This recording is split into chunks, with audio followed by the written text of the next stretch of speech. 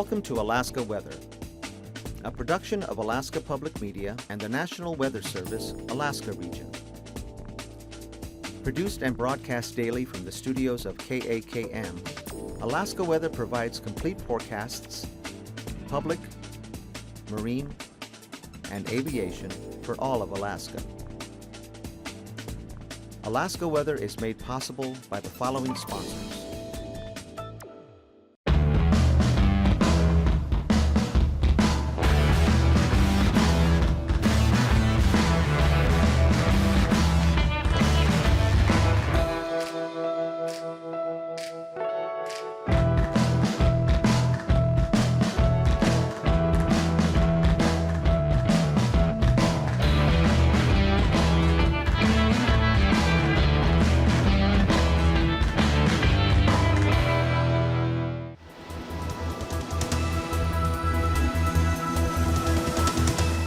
The National Weather Service. Good day, everyone. I'm meteorologist Dave Snyder with the National Weather Service. It is Wednesday, the 9th of July. As always, we encourage you to stay up to date with the very latest weather information from our website at weather.gov/Alaska or arh.noaa.gov. The weather info line is open at 800-472-0391. Find each Weather Service office on Twitter. Find us all on Facebook under one account, NWS Alaska, and on YouTube in the afternoon. You'll get a sneak peek at what's coming your way with the surface map briefing there. You'll find that around 4 o'clock or so on YouTube. If you go to YouTube later on in the evening and type in AKWX TV, you'll find this entire broadcast, and you can go back and watch all of your favorite ones as well. Here's a look at the tropical storm plot of Neoguri. This is out in Japan. You're looking at the North Pacific here, and if you look really carefully, you can see the Aleutian chain right here in the Kamchatka Peninsula. So Alaska is here. This is a plot from the Japanese Meteorological Agency tracking what has been a pretty powerful typhoon moving through Japan.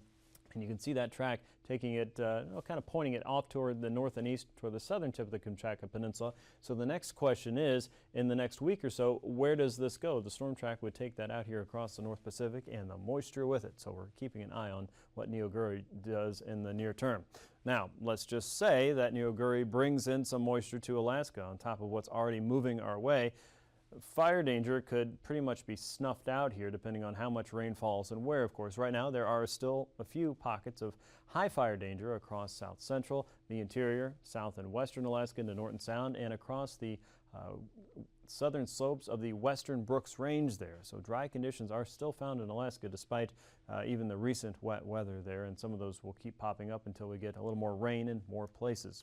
In the meantime, let's take a look at the satellite picture and see if we can't spot Neoguri. And this is the circulation working its way northward here. It has diminished to a tropical storm, still a force to be reckoned with across the Japanese islands there. Another wave of low pressure out over the open water and more clouds working their way across the Aleutians. A lot of low clouds moving in from the north and west here. Several of these waves are associated with the larger disturbance across the west coast and the disturbance working its way northward through the Gulf that we'll check on in a minute here. But the northerly flow is going to pick up here in the next day or so, and look for more gusts across the bays and passes there, and probably a little bit more of gusty weather across the Alaska Peninsula as a result. Here's a look at the visible satellite picture now, and quite a bit of cloud cover across a large part of the 49th. Southeast saw some clouds breaking up today. Still a few pockets of showers, hit and miss across the region, but the bulk of the moisture channel right now is out across the Gulf of Alaska, spreading from south to north and pushing over the range. Behind that, you can see several circulations, some of these actually producing thunderstorms this afternoon, as well as areas north and west of Dawson, the Northway, and east of Fairbanks, it looked like. Out across the west, again, you can see the circulation over the Bering Sea. That continues to work its way south and west, and each one of these waves here is probably producing at least some heavy drizzle or at least a few showers there, but the bulk of the weather maker moving into mainland Alaska is associated with this plume of moisture heading north, and it will be doing that for at least the next 2 days. Weather map shows heavier rainfall working its way north and east of Kodiak Island toward Prince William Sound. There's the showers across southeast and pockets of thunderstorms across the eastern interior, and one that developed here across western Alaska as we got into the late afternoon hours. Tonight, look for periods of rain to pick up across Prince William Sound and Kodiak Island and the southern tip of the Kenai Peninsula. Some of that could be moderate to heavy. Many areas along the coast will be looking at about an inch of rain. The Anchorage Bowl and the greater Anchorage area not looking at that much wet weather compared to what the coastal areas will be seeing in the next 2 to 3 days. Showers are still possible across southeast, but in broken fashion there, and an opportunity for some storms across central and eastern parts of the interior, mainly away from Fairbanks. Anything there in Fairbanks looks fairly isolated at this point. Showers across Nome and the Seward Peninsula, and then across the northward side of the Aleutian chain as weather comes in from the north and west. More of that to come your way on Friday. Low pressure across the central and western Gulf stays put. We'll have several waves of this coming through. It looks like mainly two. The second wave might be a little bit more powerful there, and on Friday 2 to 4 inches of rain possible across some parts of the coastal areas. Isolated cases that might be upwards of 5 inches across the western parts of Prince William Sound and the eastern Kenai Peninsula. So that will be the core of the rainfall there, also across parts of Prince William Sound. Once again, the greater Anchorage area, the Mat-Su, Susitna Valley, not really looking at nearly that much wet weather, but along the western Alaska Range, it could be a pretty good dumping there. Showers across southeast, scattered storms across the interior, isolated the further south you go. And the Arctic coast looking fairly dry with some showers working into the Brooks Range as we head into Saturday. A better chance of storms there across the higher terrain. Across the YK, periods of stronger northerly winds right along the coast. Showers continue and rainfall across the YK into southwestern Alaska and Bristol Bay, and some areas of wetter weather across the central and western chain as high pressure tries to work in behind the low, except the low is tracking westward and still at 991 millibars as the front is working north and east. Expect those boundary layer winds right up against the coast to pick up there, so some stronger wind gusts right along the northern parts of the Gulf, and they could extend outward toward Yakutat and maybe over on into southeast. Here's a look at temperatures today. 50s and 60s for southeast, south central, primarily in the upper 50s to about 60 degrees. The clouds really kept temps down today. 72 in Northway, 63 in Eagle, 74 out around Fairbanks. Fort Yukon was showing 63 degrees. The Arctic coast in the 40s and 50s with one exception. Barrow still looking at ice around your area at 37 degrees. 50s for Kotzebue Sound, 58 in Nome. Unalakleet was 59 degrees. McGrath 57. Tanana showing 74, and temperatures a little bit further south and west were significantly cooler thanks to the cloud cover and the low pressure system hovering over you. 50s for Kodiak Island on either end. Bristol Bay showing temperatures a little bit on the cooler side as well. Upper 50s for you. Mid 50s for the Pribilofs, Dutch Harbor and Alaska 52, Adak and Atka on the either side of the 50-degree mark. For southeast, overnight lows will be fairly close to 50 degrees, about the same there for south central as moisture is moving in. Mid 50s for the interior, including Fort Yukon, a little bit cooler out toward Tanana and Galena. 40s and 50s for the Brooks Range. 30s, maybe the colder spot there around Barrow once again at 37. Prudhoe Bay and Dead Horse near 36. Kotzebue Sound temps in the low to mid 50s, about 50 on the button there for Nome. Below the 50-degree mark in Bethel, Nunivak Island, you're about 45. Upper 40s and low 50s for the Alaska Peninsula. Bristol Bay closer to 51 degrees for Dillingham and King Salmon. Kodiak 52. And upper 40s for the chain, and with high temperatures tomorrow nearing 50 degrees, 56 in Kodiak. Not a terribly warm day for south central with rain likely across many areas. Low to mid 60s for southeast. And looks like most of the interior will be in the mid to upper 70s there. In some cases around Tanana, 75. Mid to upper 40s for the Arctic coast and 65 in Nome. Here's a look at flying weather, and you'll notice a wide swath of IFR across the Gulf there around that storm. IFR conditions for southwest and Bristol Bay, and snaking through the Bering Strait and across the Arctic coast. Showers and thunderstorms, of course, will reduce visibility as you head off to the south slopes of the Brooks Range. VFR conditions there and for Adigan Pass, it looks like, with the exceptions of any thunderstorm development. Lake Clark heading toward IFR. Merrill Pass a little bit slower to turn over to MVFR conditions through the daytime tomorrow. Rainy Pass likely looking at MVFR conditions, as is Windy Pass by the end of the day. Isabel Pass expecting VFR. Same goes for Mentasta Pass, and Tanita Pass should maintain visual flight rule throughout your Thursday. Portage Pass primarily MVFR, but look for IFR conditions to develop in the western part of Prince William Sound, with Chilkoot and White Pass also looking for at least decent visibility throughout your Thursday. Freezing levels then, we've got a lot of warm air across the eastern Gulf. The cold pocket sitting right across the southern tip of the Alaska Peninsula and the eastern chain. That goes as low as 6,000 feet, maybe a little bit colder there. The surface freezing line also in view, touching Barrow at this point by tomorrow morning. Tomorrow's icing potential shows a pretty decent slug of moisture moving into the Gulf, and with freezing levels so high, you're going to have to go pretty high up there to run into that. However, if you are climbing above 12 to 14,000 feet, there's a chance that you could run into at least some occasional moderate, Isolated severe icing is possible near thunderstorms as well, but watch for more light to isolated moderate across the southwest coast and across the eastern chain as we head into Thursday. The jet stream has a powerful low pressure system that really has not moved all that much in the last week or so, and it continues to cycle surface storms right into south and western Alaska. As it moves just a little bit, that surface track may change somewhat, but the ridge of high pressure remains across the west coast and poking into southeastern Alaska. The cold air is trying to drop southward and funnel into the backside of the storm, and this track also feeds Pacific moisture, like Neoguri perhaps, into the southern parts of Alaska. 9,000 feet, there's our circulation. This is a pretty well-stacked system, so it's just spinning right on itself like a record player. Easterly winds coming out of the Yukon, traveling over the Seward Peninsula about 10 to 20 knots or so. More of a northerly flow across the Bering Sea coming into the chain around 20 to 35 knots, and a pretty healthy southerly flow feeding into the system as well from that warmer, more subtropical pattern there. 45 to 60 knots at 9,000 feet. Again, I didn't change the streamlines at all. I didn't have to. The system is so well stacked. Winds there about 25 to 50 knots across the Gulf. Easterlies 5 to 15 knots at 3,000 feet, and northerlies coming in around 30 to 35 knots with pretty tight circulation here across southwestern Alaska.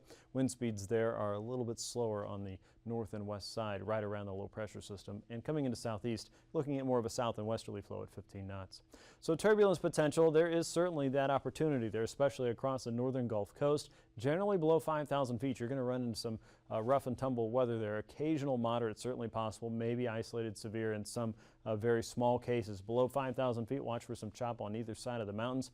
And over the chain above 1,000 feet, there are at least some light to isolated moderate as well, south and generally east of Haida Gwaii, away from southeastern Alaska. That's a quick look at your aviation forecast. All of this, of course, online anytime at weather.gov/Alaska. We'll be back with your marine weather here in just a few minutes.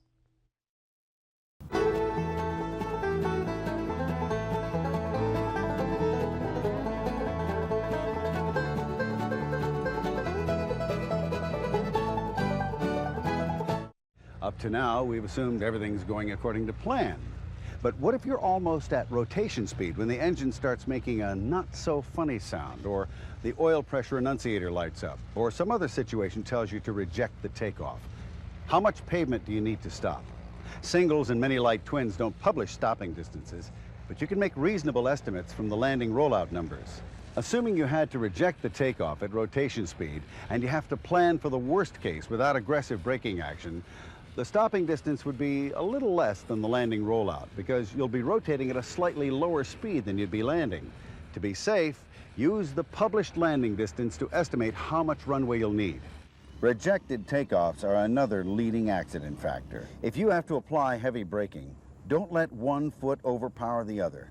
Otherwise, you'll likely wind up going off the side of the runway, which doesn't help when you're trying to avoid going off the end of it.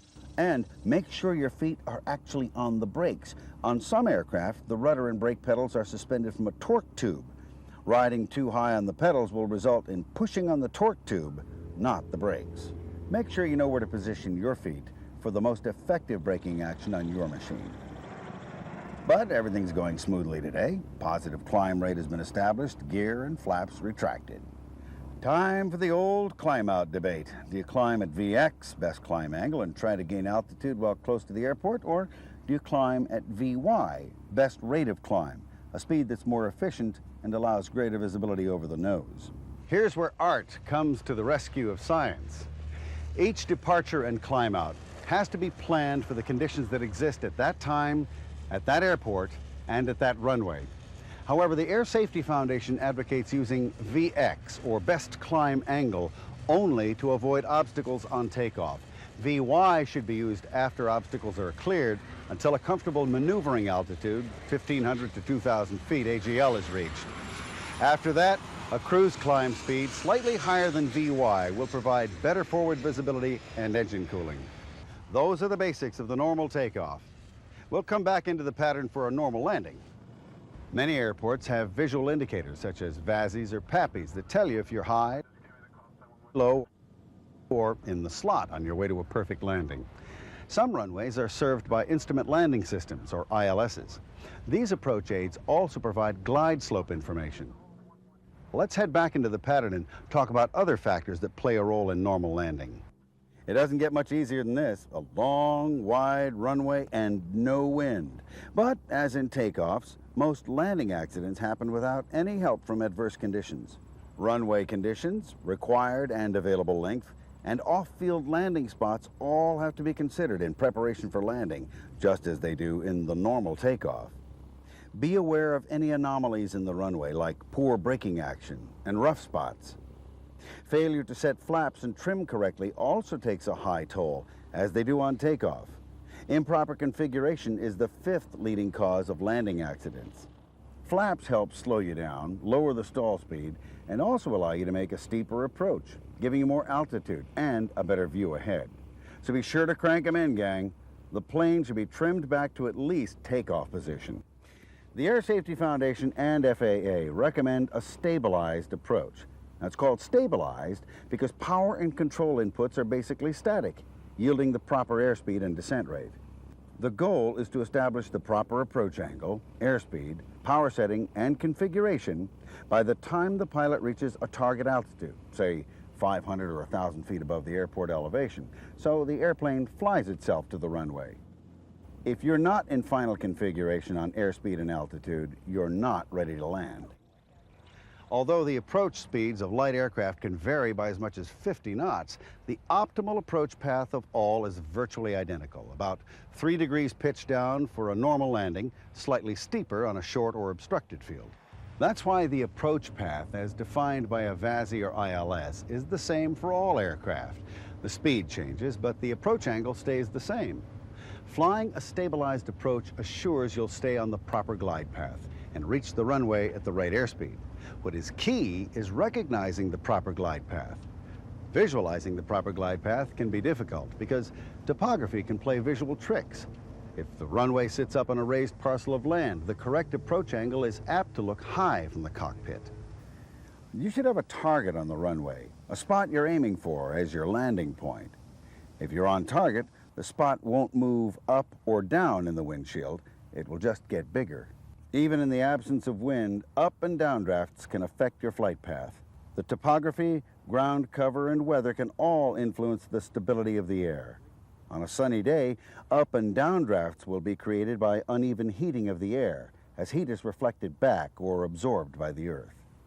And any air movement, if it encounters rising or falling terrain, will also lead to instability of the air. Here's where the art of flying, of reading the conditions and manipulating the controls accordingly, comes into play. One of the oldest debates in aviation is whether pitch or power controls airspeed and which controls vertical speed. The reality is, when you're flying an approach, if you want to maintain the proper glide path and constant speed in anything but smooth air, you're going to have to work both the throttle and the elevator, and inputs on one will affect the response of the other. Discuss this with your instructor and ask for a demonstration. Always be ready to go around. Plan on it. That will keep you flexible and your options open. But be ready to deal with the demands of a go-around. This is not a risk-free maneuver. For example, adding full power when you have full flaps and nose-high trim set can create impressive pitch-up attitudes that can result in a stall. In fact, the go-around ranks number 6 in landing accident causes. That's why elevator trim stalls are now required as part of the private pilot flight test. As you start your flare, look down the runway. Put the top of the cowl above the end of the runway and hold it there. That will keep you adding more and more back pressure, and the plane will land itself. Remember the nose-up attitude you established on takeoff? That's exactly the same attitude the aircraft should be in when landing. Don't release back pressure after ground contact. Hold the yoke back to keep the attitude as nose-high as possible on rollout, using the airframe itself for aerodynamic braking. And after exiting the runway, pull all the way over the hold lines, dash past the dashed lines. Then contact ground control and complete the after-landing checklist. Okay, we've seen the basics of how to handle normal takeoffs and landings. Now, I want to show you some examples of landings our cameras captured at a recent fly-in. The conditions that day required normal piloting technique, but some of the landings you'll see are anything but normal. Let's rate them from 1 to 10, 10 being superior. I'll be using my official Landometer calibration system, which is a completely subjective measuring tool I carry around in my head. Why don't you rate these performances too? and we'll see how our scores match up. No one can accuse this pilot of being too hot on final. Kaboom! Okay, he's gonna try it again. There, that's better. The first landing would have been great on an aircraft carrier, but here on land, I've got to give that a 3.9. This Cessna looks like the pilot's got everything under control. Yep. Now the flare. He's got a bit of a float. Make that a lot of float. This is what happens with excessive airspeed. Now, here he comes, but he's still not done. Yes, the landing was good, but he used up too much of the runway to get to his touchdown point. That rates a 6.0 on my book. This Cessna 150 is a little hot. Holding the nose off. Very nice. Yeah, it would have earned an 8, but we're going to have to deduct a point for excessive airspeed. Oh, and look at this. The pilot's retracting the flaps on the runway. Not the safest way to fly. We should concentrate on the rollout and avoid configuration changes until clear of the runway. Otherwise, there's the possibility of losing control or, in a retractable gear airplane, raising the gear instead of the flap. We're going to have to deduct something for that, too. I'll give it a 6.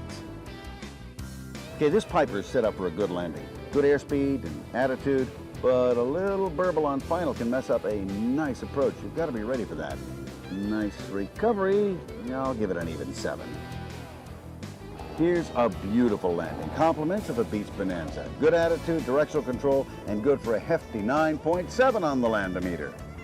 This Cessna 150 pilot's not sure what to do with the elevator.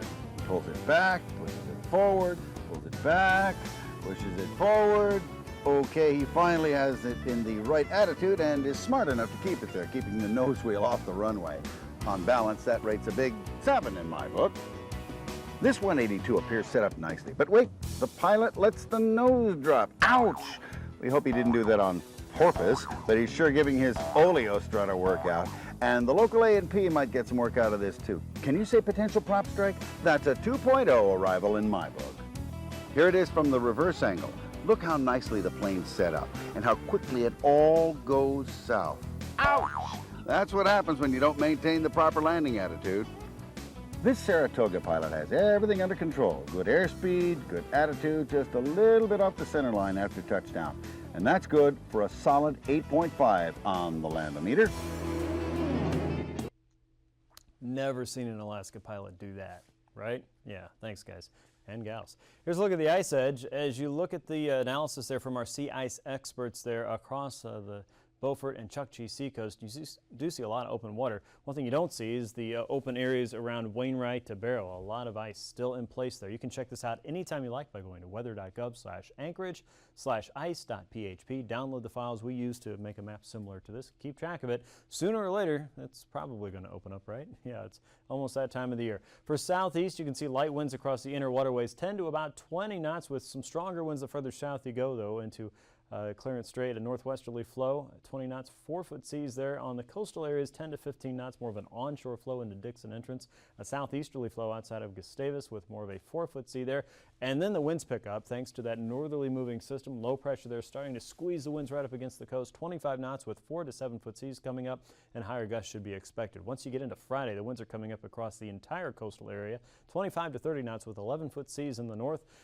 Southerly flow still across the Lynn Canal, more of a southeasterly flow through Frederick Sound and Stevens Passage, a 3-foot sea there, and now the winds go light across Clarence Strait, a northwesterly flow at 10 knots with 2-foot seas for Ketchikan and Metlakatla. On Thursday, the winds are picking up across the north and western Gulf, especially outside of Prince William Sound. 40 knots with higher gusts there, 12-foot seas on the outside, 6 to 9-foot seas on the inside with a 35-knot wind from the east. Easterlies also coming into western Prince William Sound, Resurrection Bay, and into the Barren Islands. And then they get squeezed a little bit more coming down on the west side of the Barrens. A northeasterly flow with 40 knots at 15-foot seas. And northeasterlies also up to Cook Inlet, 25 to 35 knots, and through Shelikof Strait with a 12-foot sea. On Friday, winds are going to diminish in some cases, but we're still looking at a very strong northeasterly flow coming down Cook Inlet, 25 to 35 knots on the west side of the Barrens. The seas could be as high as 12 feet, and then rapidly that diminishes across Shelikof Strait, a southerly flow at 15 knots with 3-foot seas.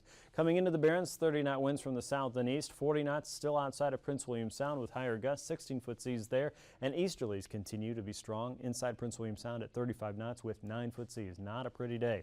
Northerlies inside Bristol Bay with a 15-knot flow. Quite a different story on the south side of the Alaska Peninsula as well, with winds only at 10 to 20 knots. 20-knot winds there north of Cold Bay with a 4-foot sea. That becomes more westerly, and the winds come up to 25 knots on Friday.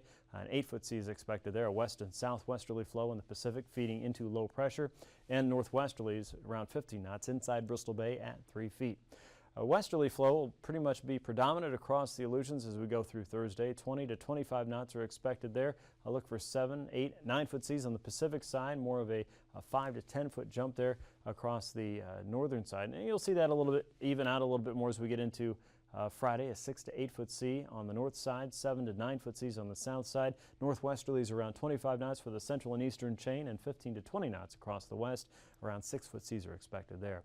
Across the west coast, an easterly flow coming off of Ammonok and around the St. Lawrence Island area. More of a north and westerly flow from Hooper Bay southward across Nunivak Island. St. Paul, St. George, and St. Matthew Island waters all looking at about 10 to 20 knot winds with 2 to 4-foot seas. Once we get into Friday, that north and westerly wind's going to kick in a little bit more, especially along the coast. Look for a sustained wind up to 25 knots with 5 to 6-foot seas. Wouldn't be surprised to have some stronger gusts in there as well. Now across the Arctic coast, an easterly flow from 20 to 25 knots from Wainwright east toward Kaktovik. South of that, you're looking at winds around 10 to 15 knots or so, more of an onshore flow south of Cape Lisburn with 3 to 4-foot seas. And then Friday, a northerly flow west of Barrow, 10 to 15 knots. And then we keep that stronger easterly flow around Kaktovik to Prudhoe Bay, about 20 to 25 knots with 6-foot seas offshore of Kaktovik. Recapping tonight's weather, low pressures moving northward across Kodiak Island and into the southern Kenai Peninsula and the greater Anchorage area and south central. Rain may be heavy at times along the coast. Look for areas around Prince William Sound to see some of the heaviest rainfall there as we get into Thursday. I should say Thursday. I'll look for areas to see as much as 3 to 4 inches of rain around parts of coastal Prince William Sound, the western part of Prince William Sound and the eastern Kenai Peninsula, maybe parts of Kodiak Island and the western Alaska Range. As we get into Friday, and this should say Friday, my apologies, you'll notice the frontal boundary working north. This will be the second surge, and we expect a round of heavier rainfall there. Rain will also start to spread back into southeast, and stronger northerly winds will affect the southwest coast. Thanks for watching Alaska Weather. These forecasts are to be used for planning purposes only. Call 1-800-WX-BRIEF for a formal pre-flight briefing. Always file a flight plan before you go flying. The U.S. Coast Guard Auxiliary urges you to leave a float plan with a friend or the harbor master before you go boating. Alaska Weather is made possible by the following sponsors.